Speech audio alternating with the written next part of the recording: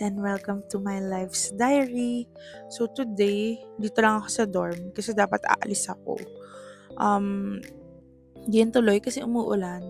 August 9 ngayon and the time is 11:34 in the afternoon. So di lang ako makapagsimba. Parang sabi nung Grab, baka wala daw silang operation. Parang ganun. Basta parang may notice sila pag open mo ng app. So ang hirap i-risk. Though pwede naman mag-MRT, mag-try, ganun. Pero di na lang. Ang hirap. Baka ma-stranded ako or something like that. Kahit malapit lang naman yung SM Makati. Pero it's fine. Tapos, niisip ko, if mag-grocery na ako sa Landmark, sa may BGC. So, titingnan ko mamaya, depende din sa weather. Gusto ko din actually mag-gym para kahit mag-treadmill lang, mag-walking. Kasi kahapon, nag-ano ako, parang full body workout na din. Kasi nga, nung Friday, nakapag-exercise naman ako. Yung badminton, technical exercise din, yung movements din. So, walang proper exercise yung legs ko. So, importante yun, alagaan yung legs ko for the exercise. So, titingnan ko pa, kapag dumating yung payong, nag-order kasi ako sa TikTok shop. So, ayan, kanina, nagtupi ako ng mga damit kasi nagpa-laundry ako. At the same time, nag-ayos na rin ako ng mga bag ko dito. Tapos, ang tawag dito, yung mga gamit ko din dito. So, ayan lang for this video. Come, have a bed space reset with me. So, yun lang. Let's do this. So, ayan, ganyan yung weather sa labas. Tapos biglang uulan ng malakas na may hangin. Bubugso-bugso siya. Kaya di ako makalabas. Di ako makagala. At the same time, mahirap din makahanap siguro ng masasakyan. Bilang ganyan nga and bumabaha na rin. So, ayun, quick tour lang ng aking bed. Diyan yung personal bag ko. Tapos yan, yung laptop bag ko. Tapos, nandiyan din yung gym bag ko. Tapos, may pile ako dyan ng mga kagamit-gamit, mga tote bag, ganun. Tapos, katabi niya is yung mga skincare, personal stuff ko, alcohol, ganyan. Nandiyan din yung iPad, yung makeup, may wipes, journal ko, planner, book. Tapos, yung fan ko. Tapos, sa likod ko is yung mga pillows ko. So, yan yung bed ko. Then, ayan, naayos ko na. Yan yung pinakamaayos na state niya while nanonood ako ng vlog habang nag-aayos-ayos dito. Ito yung isa sa mga gusto kong ginagawa pag nasa doon. So, ayun guys, umalis na yung roommate ko. So, ngayon pa ako video talaga. But, ito yung aking parang cabinet dito. Ayan. Hanggang dyan sa taas pwede maglagay ng gamit. So, di naman naglalagay yung isa kong roommate, yung nasa upper bunk ko. So, ako yung gumagamit. Nandiyan yung badminton bag ko, yung isa ko pang bag, tsaka yung extra supply ko ng tissue.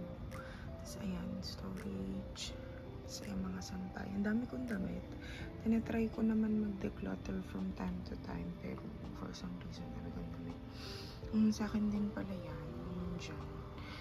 Lagayin ko yun ng mga utensils, plates ko, baonan. Tapos ito yung lunchbox ko, or lunch bag. Yun yung nilalagyan ko ng mga binabaan kong food dito. Tapos yung plastic na yun is gift ko yan for my friend na supposed to be in ko. But yun, today hindi kami natuloy dahil nga maulan. Ito pala yung weather guys. Ngayon, ayan, kakatapos lang ulit ng ulan. So, pabugso-bugso siya. Tsaka tingnan nyo, may hangin. Kita nyo ba yun?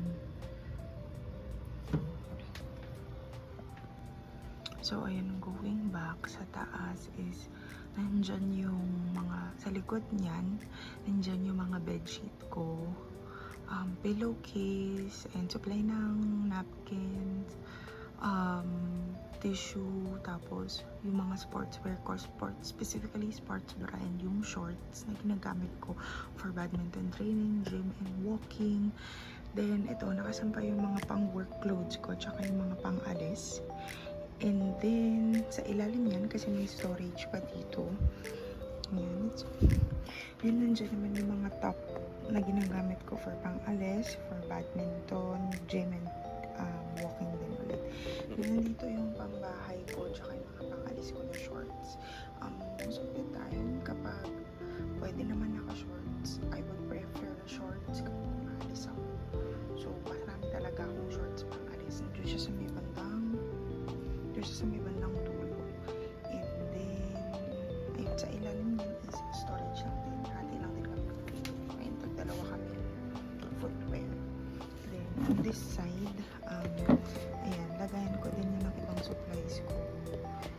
Underwear, tapos patungan ko ng mga snacks, tsaka pa ang mga naugasan kong plates.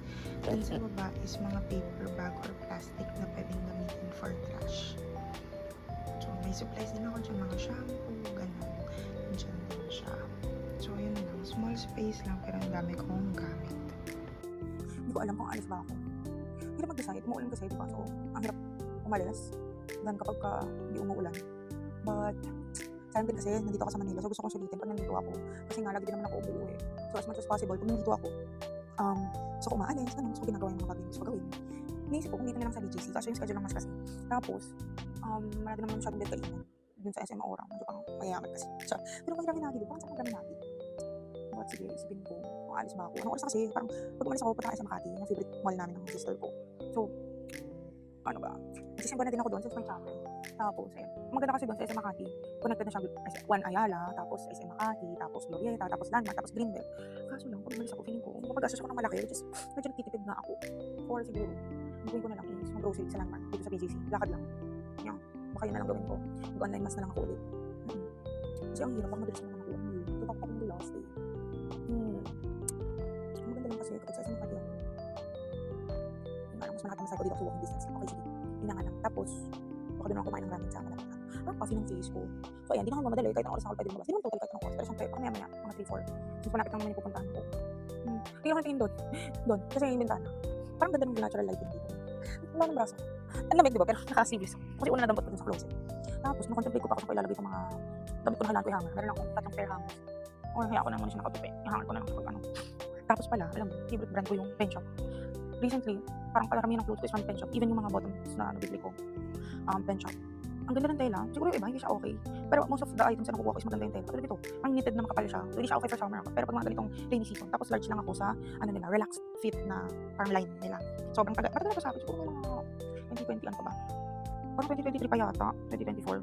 Gamit ko siya, tapos pinapalaundry ko siya sa ano ha. Sa laundry shop talaga yung sinasama ko sa akin. Pero nilalagay ko sa laundry bag.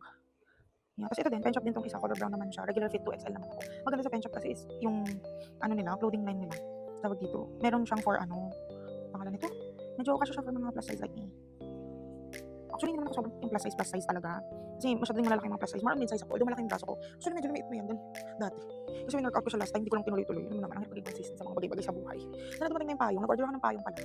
Sa TikTok, 187, yung malaki, 24 nibs something. So, tingnan natin, malaki nga siya. Kasi nasabihin ako ni Kuya Gert namin dito sa dorm na andito kasi ng payong, kaya mahirap ako, which is true naman. Hindi ko naman dinedeny. But ayun, ilalagay ko lang to doon.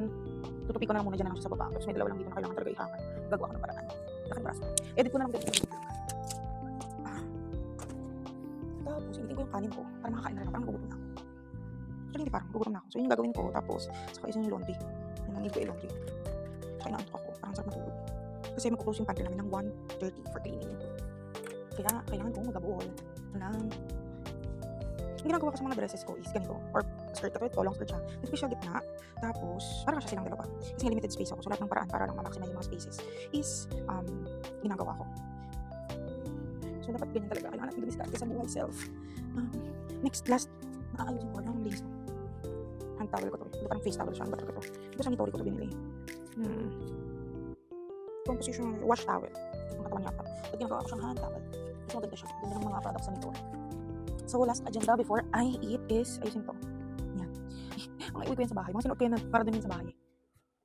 Hala, kumukulog na naman. Diyos ko. So, before ko ayusin yung laundry, kakain na muna ako. Sana okay pa yung food ko. Sana hindi pa siya sira.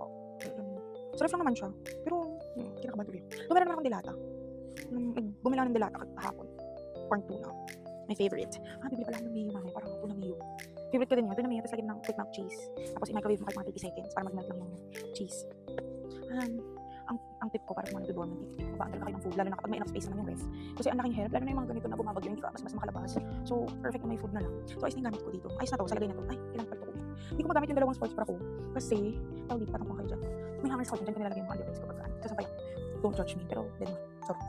Hindi ko siya magamit kasi yung isa, nawala yung foam. So, may nakita ko sa TikTok. Iba-iba yung color ko dahil sa lighting ko. May nakita ko sa TikTok na yung padding na nilalagay sa mga ganito. So, order ako. Papalitan ko na lang siya kasi mukhang maganda yung quality niya. And maganda yung mga sports bra na to. Yun lang talaga is yung common problem I think sa sports bra is yung gumagalaw-galaw yung parang padding niya. Even sa mga swimsuits. So, bibili ako ng order ko parang less than 20 pesos something. Yun ba? Yung order ko, may isa pa ako yun. So, 20 pesos. Order siguro mga 5 parang extra ko. Yeah, so ayun, muna ako. Magla-lunch, then, buhay talaga. Ay, hindi, may isip ko pala yung laundry. Tapos, maglalaba, maliligo, grocery. Para naman hindi ako gabihin. Yeah. So, ayun lang for today. This is my life. Sa door of future self. Sana makalipat na ako. Baka move out na ako. Alam mo yun. Yun kasi yung isa sa mga dream ko. Mag-move out talaga. Siyempre, iba pa din yung my own space na ganyan. Pero medyo mahal kasi yun. May mga ibang priority pa ngayon. Kakatapos ko lang din sa therapy na medyo magastos. So, ayun. Sabi ko nga, isa-isa lang. Pero at least, diba, napag-travel lang kami out of the country ng family ko. Kung gano'n nag-travel lang. I mean, kung tawag dito, kung nag-move out na ako, hindi ko magagawa yung travel with the family. So, yun, marami talagang bagay na kailangan i-consider before making big decisions. Kaya ayun, yun lang naman for today. Future self.